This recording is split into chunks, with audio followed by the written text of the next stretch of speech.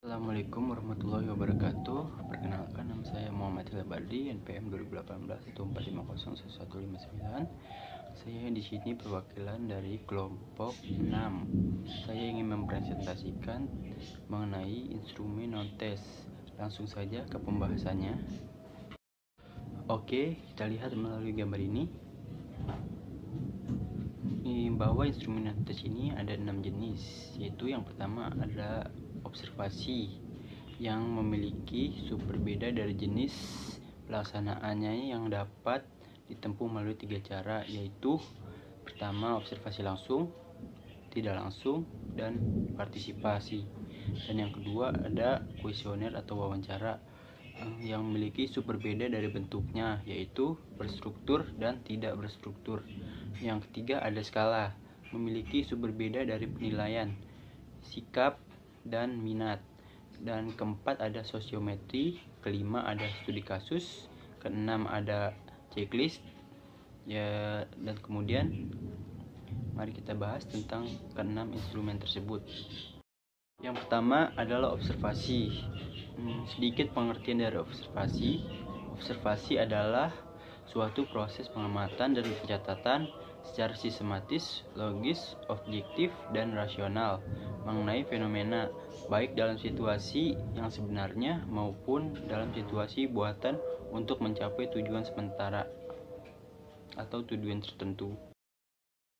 Selanjutnya adalah tujuan observasi. Tujuan observasi ialah untuk mengumpulkan data dan informasi mengenai suatu fenomena, baik yang berupa peristiwa maupun tindakan, baik dalam situasi yang sesungguhnya maupun dalam situasi buatan, dan untuk mengukur perilaku kelas, interaksi peserta didik dan guru, serta faktor-faktor yang dapat diamati lainnya seperti kecakapan sosial.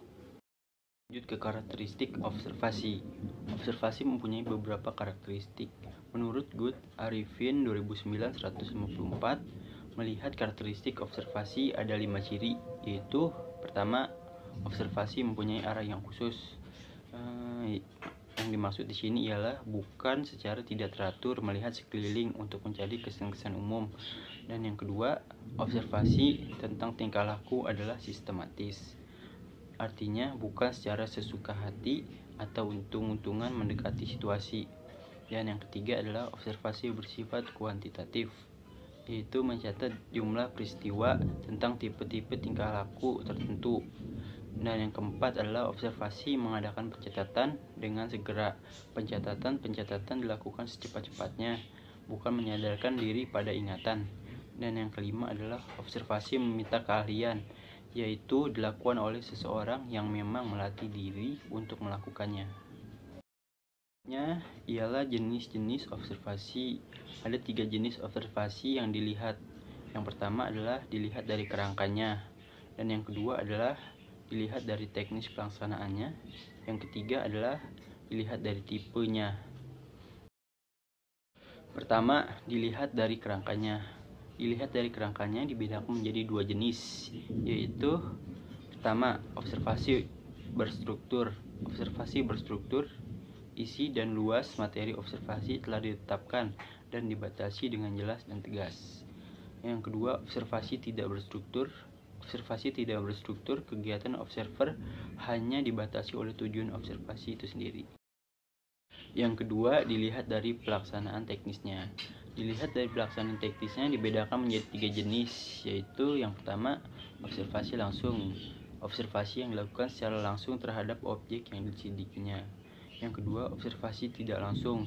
Observasi yang dilakukan melalui perantara, baik teknik maupun alat tertentu. Dan yang ketiga adalah observasi partisipasi. Observasi yang dilakukan dengan cara ikut ambil bagian atau melibatkan diri dalam situasi objek yang diteliti. Yang ketiga adalah dilihat dari tipenya. Dilihat dari tipenya ini dapat dibedakan menjadi 4 jenis. Menurut Hadi Arifin 2009-155, yaitu yang pertama, observasi partisipan. Observasi yang dilakukan di mana observer turut ambil bagian pada kehidupan objek yang diobservasinya. Yang kedua ialah observasi sistematik. Ciri observasi ini adalah adanya kerangka yang memuat faktor-faktor yang diatur kategorisasinya terlebih dahulu.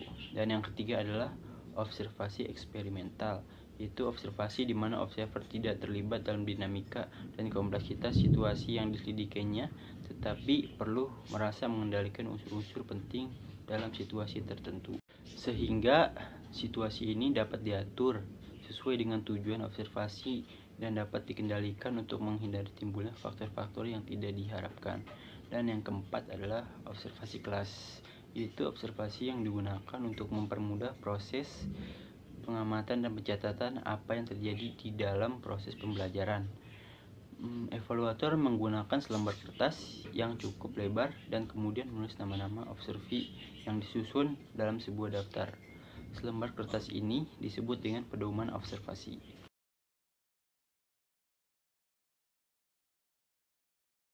Kuesioner angket.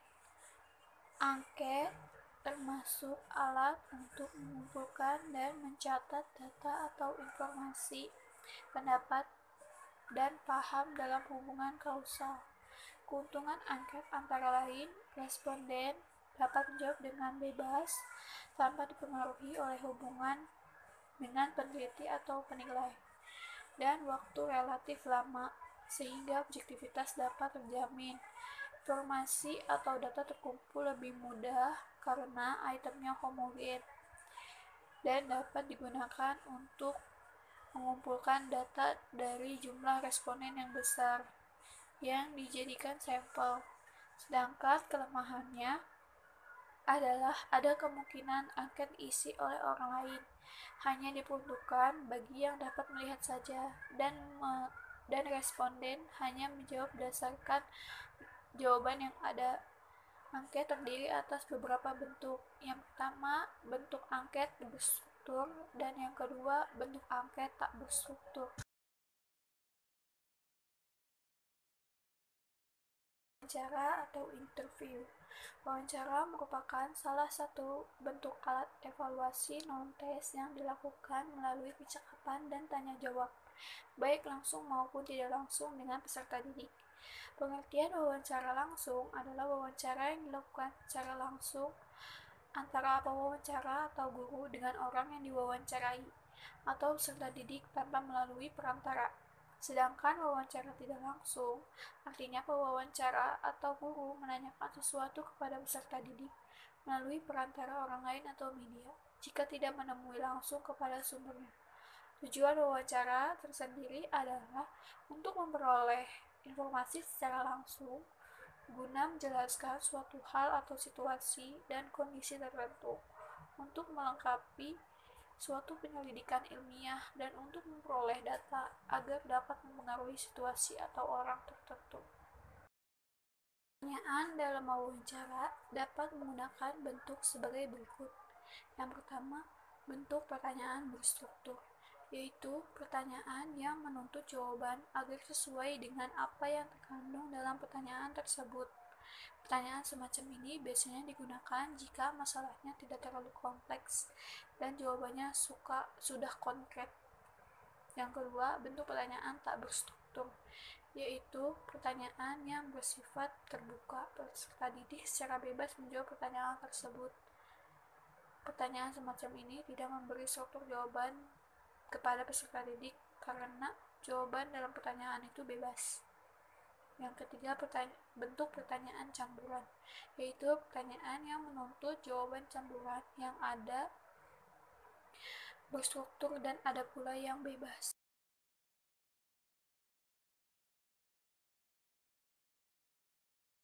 Skala adalah alat untuk mengukur nilai, sikap, minat, dan perhatian yang disusun dalam bentuk pernyataan untuk dinilai oleh responden, dan hasilnya dalam bentuk rentangan nilai sesuai dengan kriteria yang telah ditentukan. Skala dibagi menjadi dua, yaitu 1. Skala penilaian ialah instrumen pengukuran non-tes yang menggunakan suatu prosedur terstruktur untuk memperoleh informasi tentang sesuatu yang diobservasi yang menyatakan posisi tertentu dalam hubungannya dengan yang lain.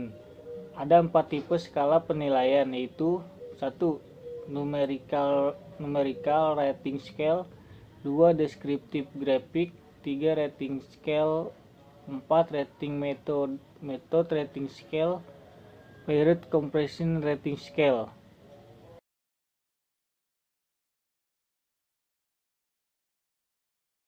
Yang kedua itu skala sikap, ialah merupakan suatu kecenderungan tingkah laku untuk berbuat sesuatu dengan cara, metode teknik, dan pola tertentu terhadap dunia sekitarnya. Ada beberapa bentuk skala sikap, antara lain 1. Skala Likert, 2. Skala Thurston, 3. Skala Goldman, 4. Semantic differential, 5. Study of values oleh Alford Vernon Ulrich, 6. Skala minat.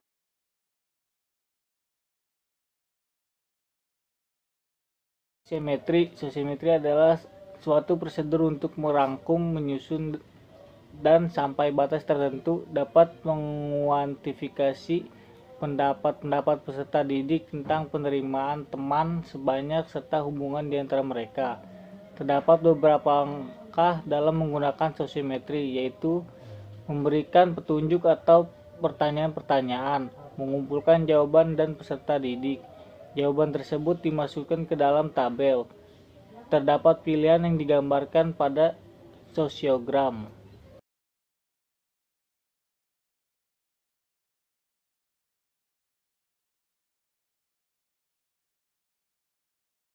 Studi kasus adalah studi yang mendalam dan komprehensif tentang peserta didik, kelas atau sekolah yang memiliki kasus tertentu.